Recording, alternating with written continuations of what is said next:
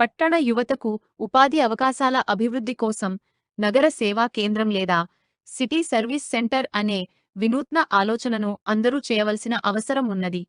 నేటి పట్టణ ప్రాంతాల్లో విద్య, నైపుణ్యం లేని యువతకు ఉపాధి కల్పించడం ఒక ముఖ్యమైన అవసరం.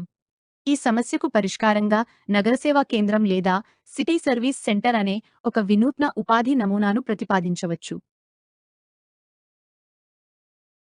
ఈ సేవా కేంద్రం ద్వారా యువతకు స్వల్పకాలిక శిక్షణ ఇచ్చి, గృహ మరియు వాణిజ్య అవసరాలకు సంబంధించిన సేవల్లో ఉద్యోగ అవకాశాలు కల్పించవచ్చు.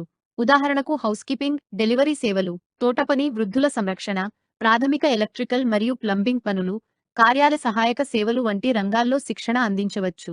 శిక్షణ పూర్తయ్యాక డిజిటల్ ప్లాట్ఫామ్ లేదా మొబైల్ యాప్ ద్వారా వినియోగదారులను సర్వీస్ ప్రొవైడర్స్తో అనుసంధానం చేయవచ్చు.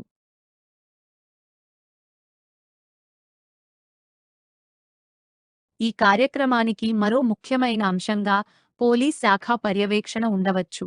ఉపాధి అవసరమైన నైపుణ్యం లేని యువత వివరాలను పోలీస్ శాఖ నమోదు చేసి వారికి తగిన శిక్షణ అందేలా సమన్వయం చేయవచ్చు. శిక్షణ పొందే యువత జాబితాను నిర్వహిస్తూ సేవలు అవసరమైన గృహాలు, సంఘాలు, స్వచ్ఛంద సంస్థలు మరియు ఇతర సంస్థలతో నిరంతర సమన్వయం చేపట్టవచ్చు.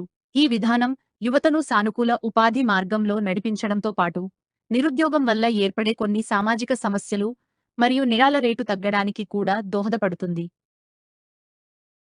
నగర సేవా కేంద్రం లేదా సిటీ సర్వీస్ సెంటర్ వంటి కార్యక్రమం పట్టణ యువతకు ఉపాధి, నైపుణ్యాభివృద్ధి మరియు స్వావలంబనను అందించడమే కాకుండా సమాజంలో భద్రత, సామాజిక బాధ్యత మరియు సమగ్ర అభివృద్ధికి కూడా తోడ్పడుతుంది. ఇది యువతకు, సమాజానికి మరియు ప్రభుత్వానికి సమానంగా ప్రయోజనం చేకూర్చే ఆచరణాత్మక పరిష్కారంగా నిలుస్తుంది. ముఖ్యంగా ఎవరిపైనా ఆర్థిక భారం పడకుండా నిర్వహించగలిగేదిది. అందరూ ఆలోచించవలసిన విషయమిది. సామాజిక సమస్యల పరిష్కారంలో నిరంతరం మా వంతు పాత్రను నిర్వహిస్తూ వివరంగా వీడియోల రూపంలో అందిస్తున్న మీ శ్రేయోభిలాషి జై videos. Soft Services A to Z. The Secret of Success, Personal Services.